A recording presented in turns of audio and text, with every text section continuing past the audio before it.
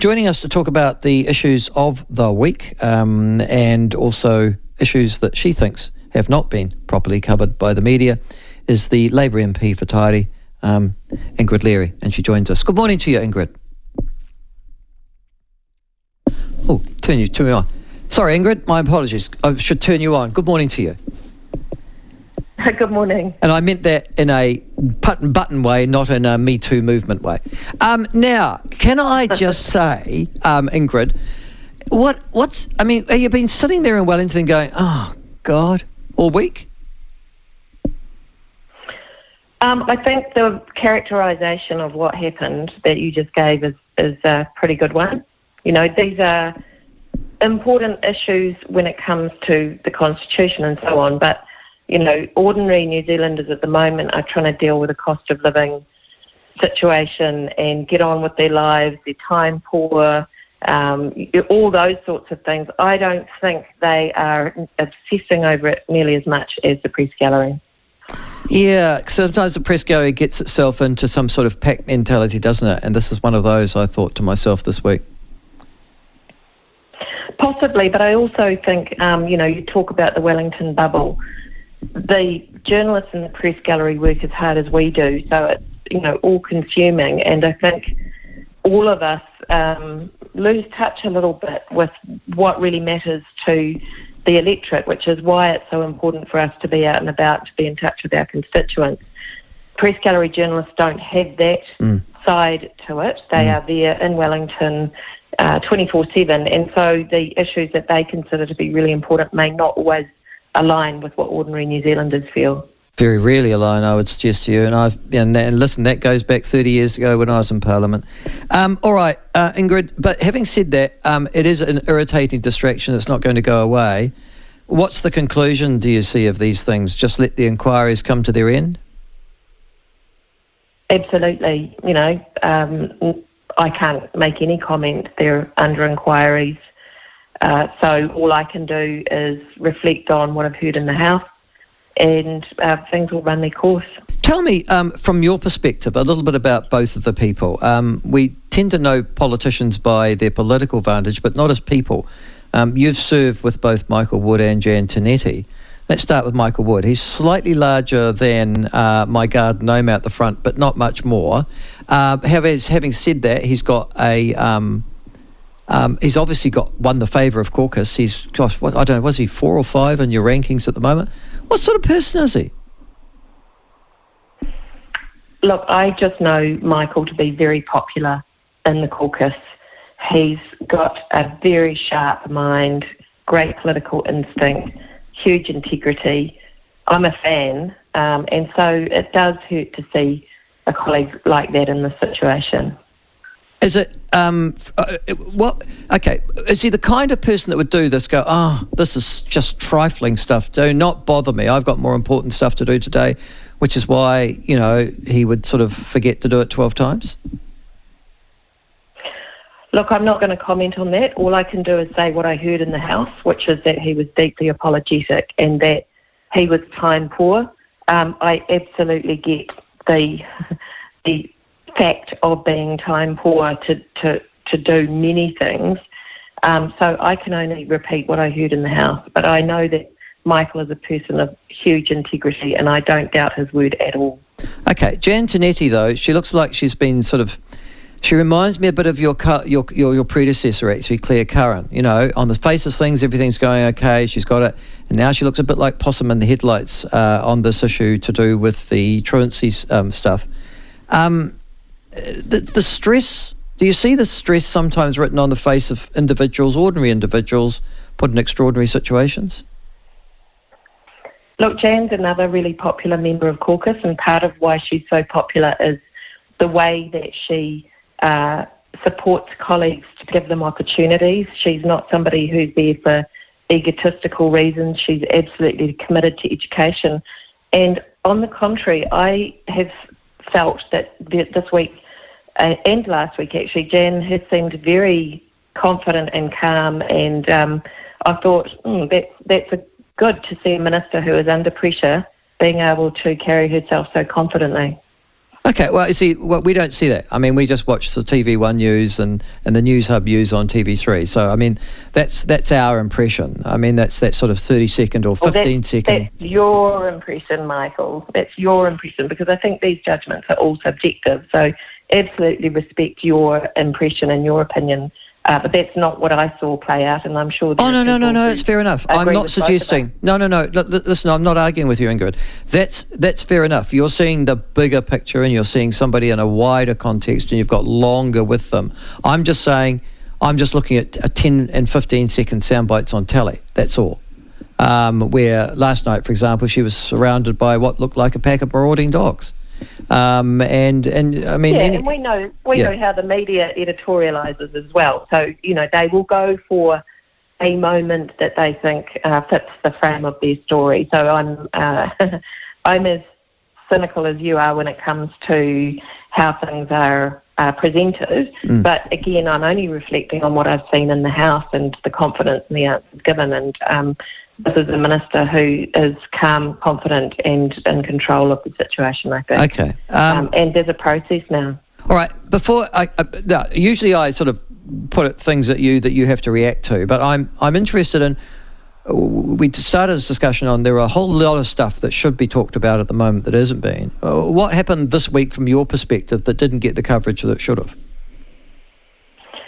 One of the areas that I'm really pleased to see is around the announcements to do with vaping, that vaping will be more regulated. I think that's timely. It's a great move. There's a balancing process between the benefits of vaping, helping people give up smoking, but also ensuring that we don't make it too easy for our young people to vape. And I think the evidence shows it has been too easy. We've seen a rise in vaping in young people, but we have also seen the smoking numbers come down to a record low, and one of the lowest numbers in the world of 8%. So I think the Health Minister, Aisha Verrall, is, calibrating the regulation now to try and get that balance right so people can vape as a significantly better alternative to smoking, but that we don't want to see them vape in the first place. So we need to have those rules around keeping vape outlets or new ones away from schools, changing the flavours so that they don't sound like they're pitched to young people. There's flavours at the moment like pink candy floss and so on. They'll just have much more generic names such as, sweet flavour or something. And that, especially that disposable vapes and one-off use vapes won't be available. I think that's going to make a real difference, because I've noticed with kids in the playground in my electorate entirety, there are disposable vapes around. The kids do pick them up and they do try it. That's how they often access it. So getting rid of those will be a great move. Yeah, I mean, it's an interesting balance here, because the Australian government's gone another way. As we know, in March of this year, they decided to ban all disposable vapes. They also banned the import of non-prescription vapes. They've limited the nicotine levels in vapes. And they've made sure that they can only be sold in pharmacies, not these sort of vaping stores that have sprung up on every every street corner, it seems, in the last couple of years. I guess the question is, was the Australian way is much more prescriptive? The New Zealand way still seems much more, lax by comparison perhaps, or you might argue realistic, I don't know.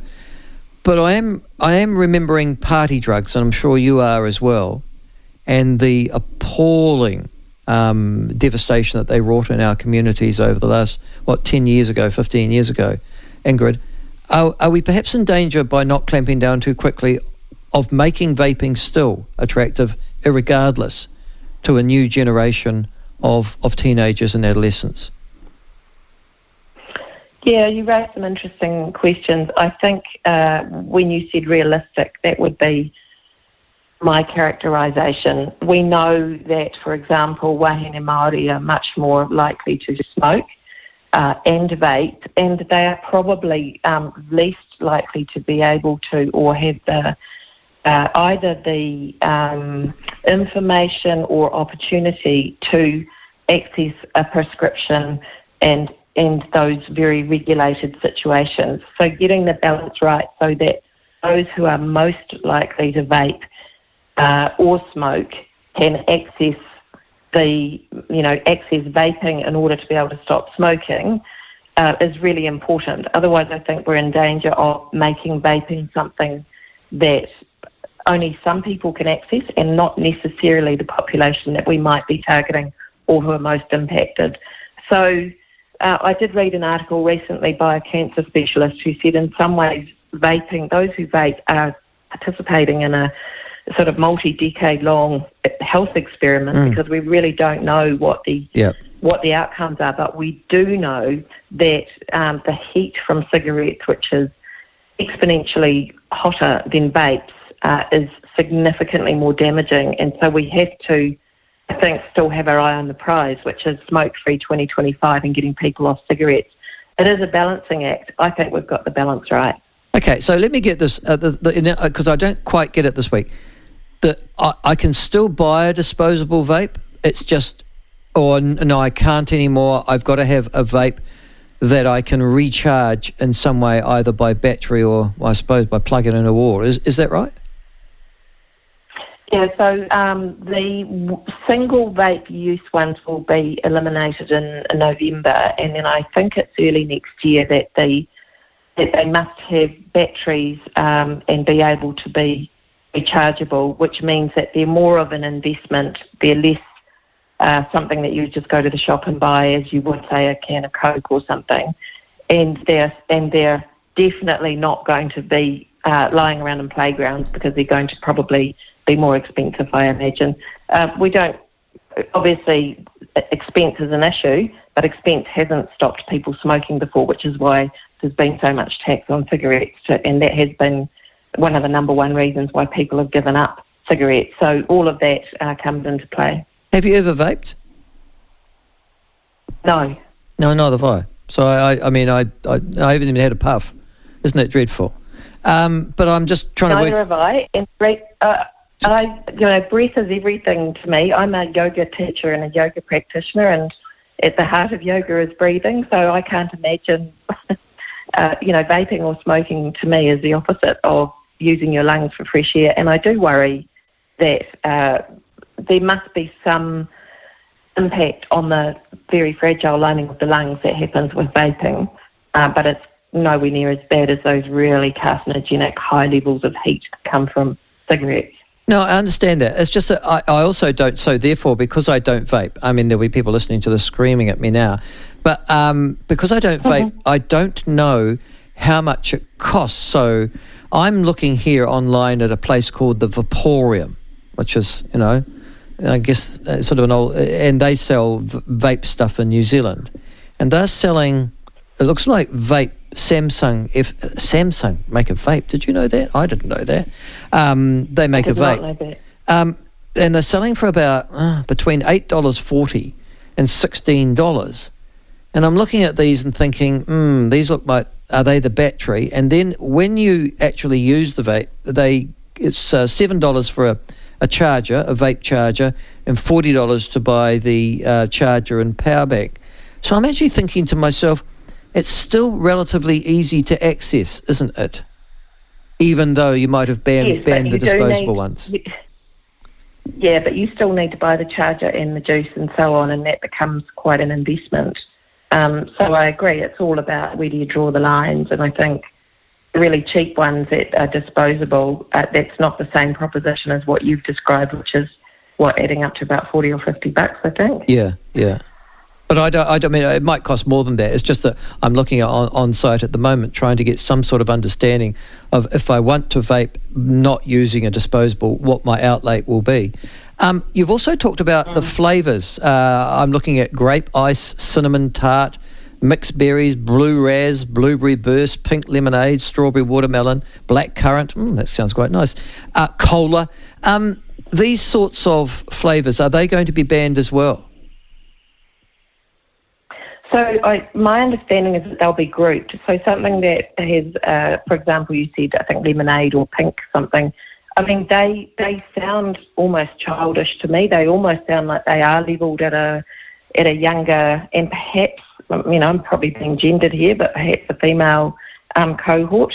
Those will now just have sweet as the generic flavour. Oh, so okay. We haven't gone as far as saying, okay, it's only going to be the tobacco flavour or the menthol flavour, which I understand was a discussion at one point. I think it's more just grouping things so that they don't have that kind of marketing appeal to a younger demographic.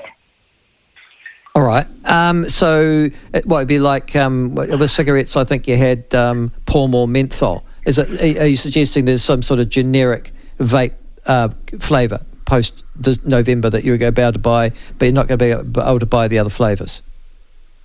That's right. So, no, there will be flavours, but they will be labelled as either, sweet or, I imagine, menthol or minty or something. So that the groups will still be there. I don't know how limited those groups will be, but the marketing name of things like pink candy floss will no longer be there. Okay. Anything else, though? So apart from, Michael Wood and shares and Jan Tinetti and truancy documents and vaping, was there anything else that you think wasn't covered this week satisfactory, or are you happy with the general media coverage of what's been happening in Parliament this week? Oh, look, only things in my electorate, of course, Michael, and I've been very lucky because I've had both the Minister of Finance and then the Prime Minister down to see the fantastic work going on at Hillside Workshops. And what's so great is that I was there when the announcement was made a couple of years ago for the $85 million on top of the $19 million for investment into Hillside. But that's always, an imagined future. And now we are seeing the buildings go up. We've got lots of construction workers on site. The two respective days when they came down, Dunedin put on the most beautiful weather, and it's just very exciting at the moment. So I'm hugely excited about that. We didn't get a lot of media coverage, and I think that's because it's a good news story. And we know that media needs to report on, it likes to report on conflict. So I'm doing a big shout out to what's going on at Hillside, the work from Kiwi Rail, and also the head contractor Calder Stewart, which of course is based in my electorate in Milton. Fantastic company, international company based in the small township of Milton, who fly under the radar but do incredibly good work. Actually, I'll endorse that 100%. You're absolutely right. They are a wonderful example of private sector capitalism at work, and you're right, they don't receive the support that they get because of the numbers of people they employ in relatively well-paid and highly skilled work. But that just reminds me, of course, because that visit was overshadowed in terms of media, and here we are, negative, positive media, by, of course, the university protests at Otago University when Chris Hipkins and yourself went on campus to talk to students, which is always a sort of fraught exercise, I would have thought, 4 months out from the election in particular, and got quite a bit of negative reaction around Otago University's funding cuts. Now, don't start me on this, Ingrid, about what I think is wrong with the New Zealand tertiary system, but we've got 8 universities. We've got, God knows, well, we'll just start on the 8 universities. Radio New Zealand are reporting this morning that 5 of those are in financial trouble, so that's 4 plus Otago. One of them sort of okay, 2 of them are okay, and one of them sort of, hovering into we might be into the 5 soon. Isn't it time that you looked at the funding model of our universities and the way they're structured and said, we need something better? Because at the moment, the international reputation of almost all of our universities in this country is plummeting. And I think even Otago University accepted that this week. Yeah, you and I have discussed this a couple of weeks ago, and if you look at what's happening with the polytechnics, there were bailouts in the hundreds of millions of dollars, which has resulted in having to amalgamate into one polytechnic. That's not without its challenges. I think the question about tertiary education and universities is something that needs to be looked at. All of them have suffered from COVID, the tight labour market. We know that universities lose students when there's a tight labour market, and we've discussed that before. But I also think the bigger question is really looking at skills and a skills and education pipeline that matches what our infrastructure and our social needs are. So do we need 100 more lawyers, or are we better off having people in other sectors, which could be, for example, the digital economy, or it could be in the trades, mapping that out first so that we have a strategy around workforce and social needs, and then go on, okay, what does that look like for our secondary and tertiary sectors? I think that's a starting point from my perspective. Otherwise, we're looking at what is essentially an enabler without looking at what the bigger questions are. Well, I've argued ever since I've been in politics that politicians have walked away from universities for fear, at the end of the day, of compromising their so-called independence. But it isn't independence. They are taxpayer-funded agencies. They can't run themselves. And their international reputation, academically anyhow, is plummeting. It's probably time for you guys to get involved.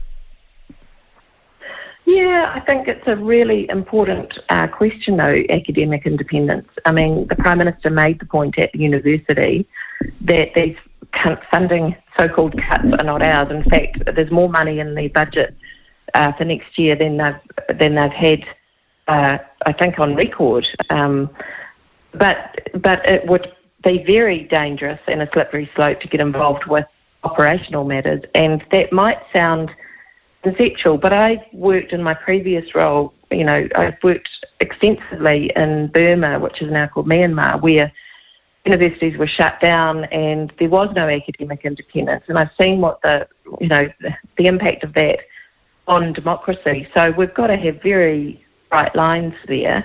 I think the question is, what is the overall funding amount? We've increased that, and then the universities need to rationalise that spend.